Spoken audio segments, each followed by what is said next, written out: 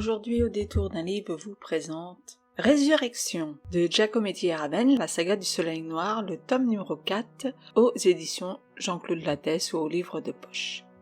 1291, Terre Sainte. Un groupe de Templiers chargés d'une mission secrète est massacré au milieu du désert. Un seul chevalier en réchappe miraculeusement.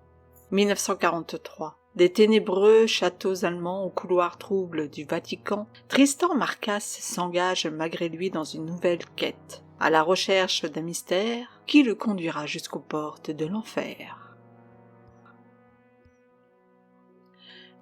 Quatrième volet des aventures de Tristan Marcas, le père du policier du même nom, qui a des allures d'Indiana Jones français. Mais contrairement à l'américain, lui n'est pas vraiment archéologue, mais plutôt expert en tableaux, et cette aventure va le mener de Russie en Allemagne, puis d'Italie pour finir en Suisse.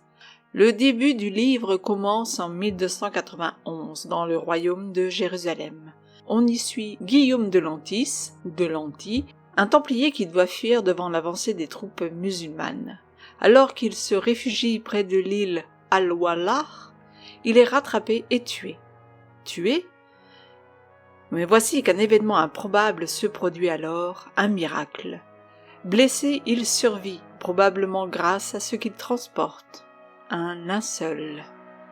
Juillet 1943, Tristan Marcas est en Russie, dans la zone allemande. Alors qu'il se trouve avec un colonel du NKVD, à la recherche des tableaux volés par les SS, il se fait mettre le grappin dessus par les Allemands.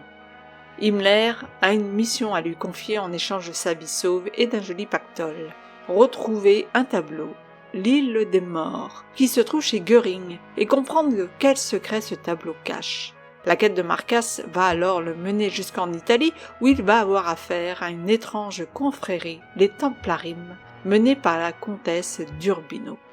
Les auteurs mêlent la quête de Marcas à d'autres personnages qui sont au premier plan dans ce tome. En effet, on suit les pérégrinations du père Spinale, parti de Bologne pour arriver à Rome jusqu'au Vatican afin de trouver refuge auprès du cardinal Giambattista, un cardinal qui procède à l'exorcisme d'une nonne en présence du pape dans le but de faire tomber Hitler.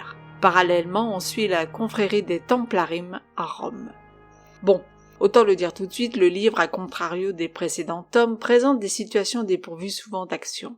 On suit tour à tour les protagonistes dans leurs quêtes respectives, et ce n'est que vers la fin que tout s'affole un peu. Cependant, c'est un livre qui est quand même agréable à lire, car les auteurs, Giacometti et Raven, est un duo qui fonctionne bien sur papier.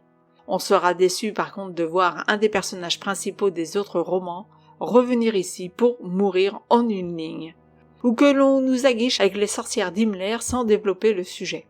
Il y a ici aussi beaucoup d'explications historiques sur Rome, qui peuvent être intéressantes mais qui ne sont pas toujours en lien avec la quête de Marcas et qui parfois donnent l'impression d'avoir affaire à un guide touristique. Les informations apportées par contre sur les exactions des médecins allemands sur les handicapés sont intéressantes. Ces informations se rattachant parfaitement à la quête de Marcas, car l'objet que doit trouver celui-ci et les recherches de ces médecins ont un point commun, ramener l'homme à la vie. Bref, ce n'est pas le meilleur des romans sortis du cycle du Soleil Noir qui ont pour héros Tristan Marcas. Il manque ici en effet le mystère, la magie, l'action que l'on pouvait retrouver avec les autres. J'émets donc un avis mitigé et j'attends de lire le prochain tome de cette saga, 669, en espérant que celui-ci, Résurrection, ne fût qu'une baisse de régime de la part des auteurs.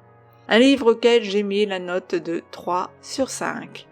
Si vous avez aimé cette chronique, n'oubliez pas de mettre un pouce vers le haut, de vous abonner à la chaîne si ça n'est déjà fait, et je vous dis à très bientôt pour une nouvelle lecture sur auditournalivre.com.